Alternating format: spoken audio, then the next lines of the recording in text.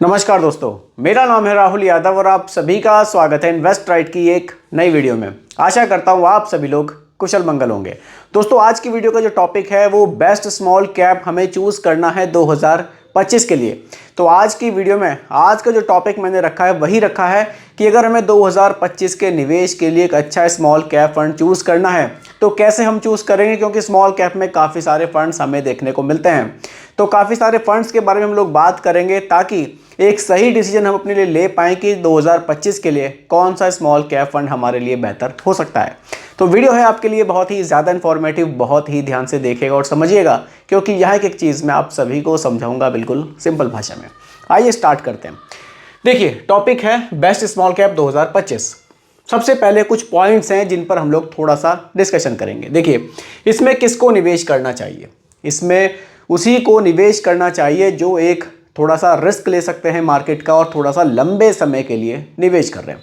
दो चीज़ें बहुत ज़रूरी हैं, होराइजन ज़्यादा होना चाहिए और मार्केट के रिस्क लेने की क्षमता होनी चाहिए। ठीक है, कितना रिस्क होता है? देखिए, रिस्क इसमें बहुत ज़्यादा होता है। कारण क्या है? इसमें छोटी कंपनियों में ज़्यादा निवेश किया जाता है। मिनिमम 65% का जो निवेश है वो 251 रैंक से ऊपर की कंपनियों में किया जाता है। अगर आप कंपनी का एक AUM देखें जो 5000 करोड़ से छोटे साइज़ की कंपनी है, उनमें हमारा ज़्यादा निवेश होता है। तो छोटी कंपनियों में ज़्यादा निवेश होने की वजह से रिस्क इसमें थोड़ा सा ज़्यादा होता है। ठीक है, कितने रिटर्न्स मिल सकते हैं? देखिए, कुछ सवाल हैं वाकई जो लोग करते हैं। अब रिटर्न्स कितने मिल सकते हैं इसकी तो कोई गारंटी स्मॉल कैप में नहीं है, लेकिन हाँ, रिटर्न्स अगर आप सभी कैटेगरी से कंपेयर करेंगे तो सभी कैटेगरी से आपको ज़्यादा रिटर्न्स मिल सकते हैं, क्योंकि ऐसा हमने पास्ट में देखा है कि जो छोटी कंपनियों के रिटर्न्स हैं वो बड़ी कंपनियों से भी ज़्यादा हमें देखने को मिले हैं। ठीक है, क्या शॉर्ट टर्म गोल के लिए निवेश करना सही रहेगा या लॉन्ग टर्म गोल के लिए? देखिए, स्मॉल कैप में अगर आप निवेश कर रहे हैं तो बिल्कुल आपको लॉन्ग टर्म के लिए ही देखना चाहिए। कम से कम 10 साल के लिए अगर आप निवेश कर रहे हैं तो स्मॉल कैप कैटेगरी आपके लिए काफ़ी बेहतर साबित हो सकती है। चलिए आगे बढ़ते हैं, कुछ और पॉइंट्स भी हैं। देखिए, रिटर्न्स यहाँ बहुत ज़्यादा मिलते हैं, लेकिन रिस्क भी यहाँ उतना ही ज़्यादा हमें देखने को मिलता है। लिक्विडिटी ठीक है, आपने लो लिखी है यहाँ पर लिक्विडिटी, लेकिन अगर आप लार्ज कैप से कंपेयर करेंगे तो वाकई यहाँ लिक्विडिटी हमें लो मिलती है।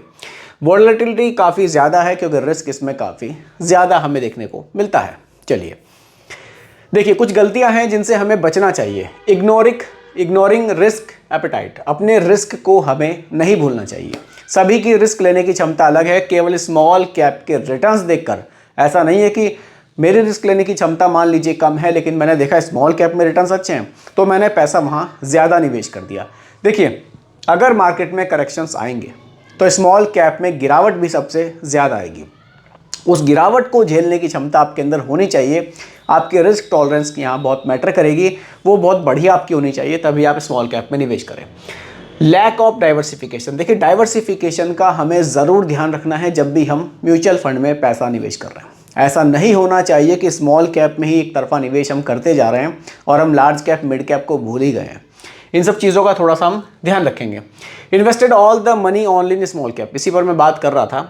Investing in small caps for short term goals, short term goals के लिए स्मॉल कैप में आपको निवेश नहीं करना है, ये चीज़ ज़रूर ध्यान रखनी है। बार बार ये पॉइंट आ रहा है, हमें लंबे समय के लिए ही स्मॉल कैप में निवेश करना है। चलिए आगे बढ़ते हैं, कुछ फंड्स पर बात करते हैं। देखिए, यहाँ इनका फंड साइज मैं आपको दिखाऊंगा कि कितना पैसा लोगों ने निवेश किया हुआ है। यहाँ इनके मैं आपको रिटर्न्स दिखाऊंगा और यहाँ इनके मैं बेंचमार्क के रिटर्न्स आपको दिखाऊंगा। देखिए, जो फंड अपने बेंचमार्क के आसपास रिटर्न जनरेट कर रहे हैं वो फंड वाकई उनकी हम कहेंगे कि परफॉर्मेंस ठीक है। कुछ फंड्स ऐसे भी मिलेंगे जो बेंचमार्क से भी ज़्यादा रिटर्न्स आपको डिलीवर कर रहे हैं, तो उनकी परफॉर्मेंस हम कह सकते हैं कि वाकई आउटस्टैंडिंग है। लेकिन ये जो परफॉर्मेंस अभी चल रही है ज़रूरी नहीं है कि फ्यूचर में भी यही चले, हो सकता है कि इनमें थोड़ा सा चेंज हमें देखने को मिल जाए। लेकिन देखिए, हम जब भी मान लीजिए यहाँ तो म्यूचुअल फंड है, लेकिन अगर हम वैसे भी कुछ भी अपने लिए हम खरीद रहे हैं, मान लीजिए हम कोई मोबाइल ही खरीदने का प्लान कर रहे हैं, अब वहाँ पर सैमसंग भी हमें देखने को मिलेगा, एप्पल भी देखने को मिलेगा और भी अदर कंपनीज हमें देखने को मिलेगी।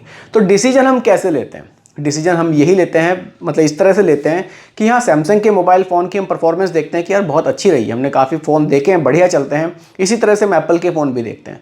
तो यही एक तरीका होता है कि हम पास्ट की चीज़ों को देखते हैं कि कैसा घटित हुआ है पास्ट में, क्या उनकी परफॉर्मेंस रही है, उसी के आधार पर हम डिसीजन ले पाते हैं।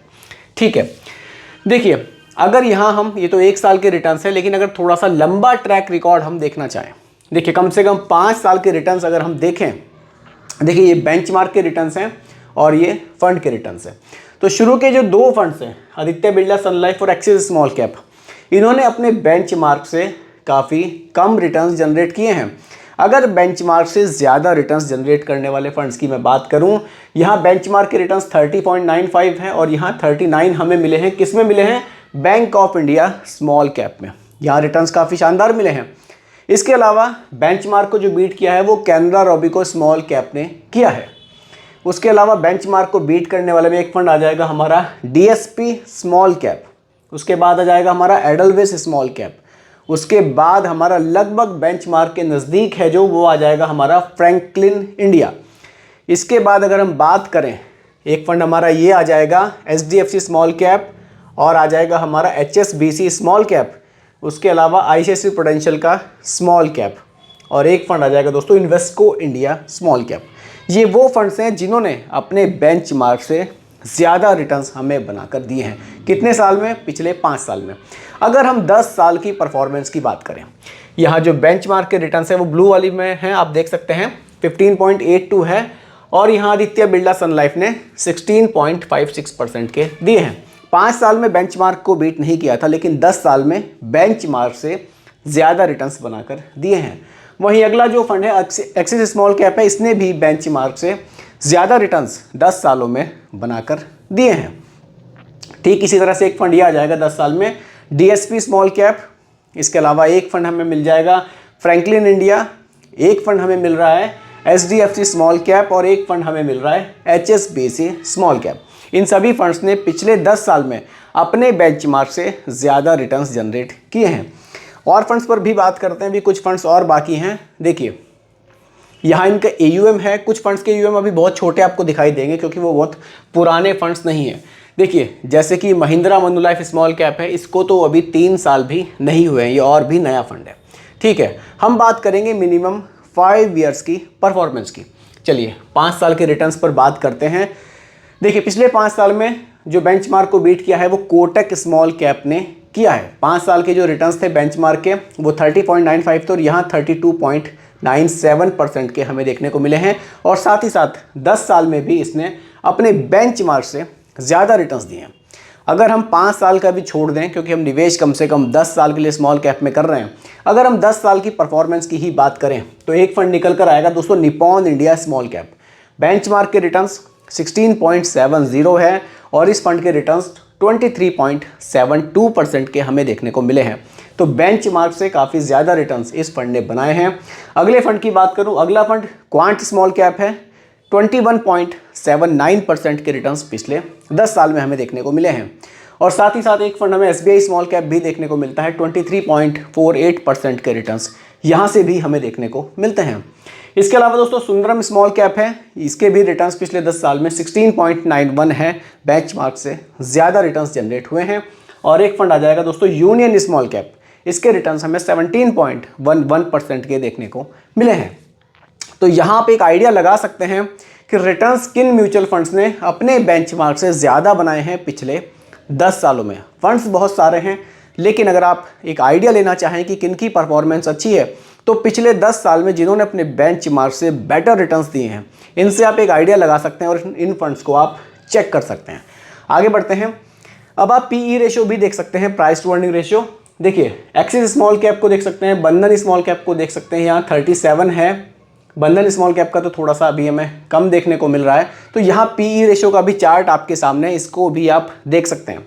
इससे आप आइडिया एक लगा सकते हैं कि किन फंड की जो है इन्वेस्टिंग ग्रोथ है और किन की वैल्यू इन्वेस्टिंग है। इससे आप थोड़ा सा ये आइडिया आप लगा पाएंगे। देखिए अब यहाँ थोड़ा सा मार्केट के जब गिरावट का दौर था उस पर भी बात कर लेते हैं कि किन फंड्स में गिरावट हमें कितनी देखने को मिली, क्योंकि हमने देखा है कि रिटर्न्स तो हमने देख लिए कि 10 साल में किसके बढ़िया थे।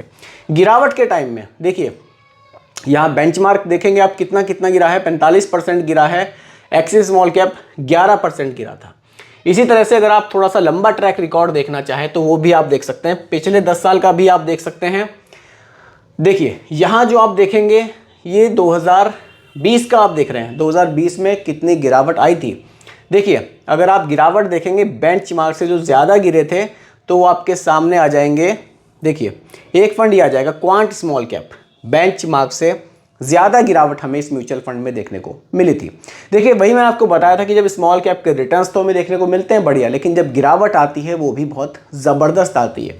देखिए अब गिरावट वाले फंड्स HDFC स्मॉल कैप है, -40% तक इसमें गिरावट हमें देखने को मिली थी। तो दो फंड्स में गिरावट हमें बहुत ज़्यादा देखने को मिली थी, HDFC स्मॉल कैप है और साथ ही साथ क्वांट का स्मॉल कैप है। इनमें गिरावट हमने देखी थी कि बहुत ही ज़्यादा रही थी। चलिए आगे बढ़ते हैं। देखिए मार्केट कैप एलोकेशन के हिसाब से भी आप देख सकते हैं और कुछ फंड्स हैं जो यहाँ पर मैंने रखे हैं जिनकी परफॉर्मेंस काफ़ी बढ़िया हमने देखी है। पिछले 10 साल 5 साल के रिटर्न्स देखे हैं तो ये फंड्स निकल कर आए हैं जिनकी परफॉर्मेंस काफ़ी शानदार है।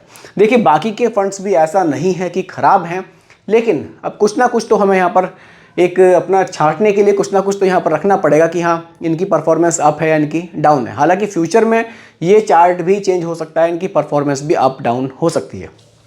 देखिए यहाँ आप देख सकते हैं एलोकेशन मेनली किसने स्मॉल कैप में कितना रखा है, मिड कैप में कितना रखा है और लार्ज कैप में कितना रखा हुआ है। देखिए स्मॉल कैप में मिनिमम 65% यहाँ रखना पड़ेगा, ये सेबी का नियम है स्मॉल कैप फंड्स के लिए। देखिए बाकी मिड कैप और लार्ज कैप में एलोकेशन जितना ज़्यादा रहेगा थोड़ा सा यहाँ फंड सेफ्टी की तरफ पड़ेगा, थोड़ा सा रिस्क यहाँ कम रहेगा, क्योंकि स्मॉल कैप कंपनी में मिनिमम 65 तो रखना ही है। बाकी का जो पैसा है वो फंड मैनेजर के हाथ में है, वो मिड कैप और लार्ज कैप में अपने हिसाब से रख सकते हैं। तो यहाँ हम देखेंगे कि लार्ज कैप में कितने % पैसा किस म्यूचुअल फंड ने रखा है।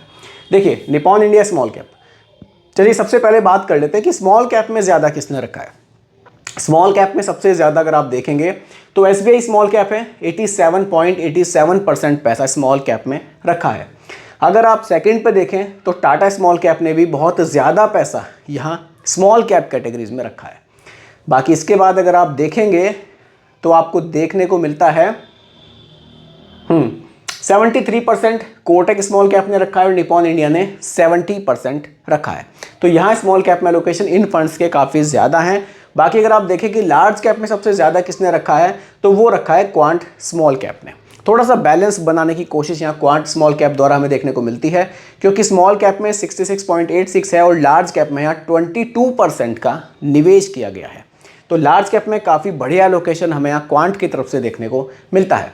इसके अलावा निपॉन इंडिया का भी एलोकेशन लार्ज कैप में सेकंड नंबर पर आ जाता है और उसके बाद कैनरा रोबिको आ जाता है।